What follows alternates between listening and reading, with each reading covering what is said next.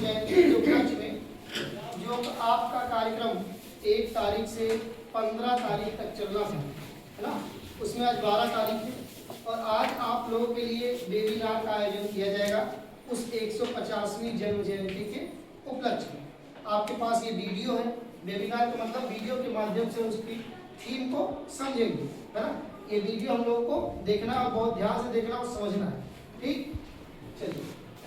चीख बनकर फूट पड़ा था जब पहाड़ों की शांति को क्रांति की लपटों ने निगल लिया था और जब एक साधारण अपने लोगों की खोई हुई अस्मिता को वापस लाने के लिए देवता बन गया था। यह कहानी है उस महापुरुष की जिसे आदिवासी समाज ने धरती आबा कहा, जिनकी हुंकार ने अंग्रेजों की सत्ता हिलाई, जिनके संघर्ष ने दमनकारी हुकूमत की नींव को चकनाचूर करके 19वीं शताब्दी के अंत में अंग्रेज अपने कुटिल इरादों के साथ जल, जंगल और जमीन पर कब्जा जमाने चले। लेकिन वे भूल गए थे कि यह भूमि किसी राजा की बल्कि उन असली मालिकों की थी जिनका नाता इन घरों से सदियों पुराना था। जब आदिवासियों को उनके अपने ही जंगलों से बेदखल किया जाने लगा, जब उनकी पहचान मिटाई जाने लगी, तब एक ज्वाला भड़क उठी, एक नाम गूंज उठा और वह नाम था बिरसा मुंडा। यही वह नाम था जिसने अपने लोगों को संगठित किया, अन्याय के खिलाफ आवाज उठाई और अंग्रेजों के जमींदारी प्रथा के जाल को उखाड़ फेंकने की कसम खाई। यह मात्र विद्रोह नहीं था, ये एक उलगुलान था, एक महाविद्रोह जो आदिवासी अस्मिता और संस्कृति की रक्षा के लिए लड़ा गया था। लेकिन क्या अंग्रेज इतनी आसानी से हार मानने वाले थे? क्या बिरसा मुंडा अपने लोगों को उनका हक दिलाने में सफल हुए,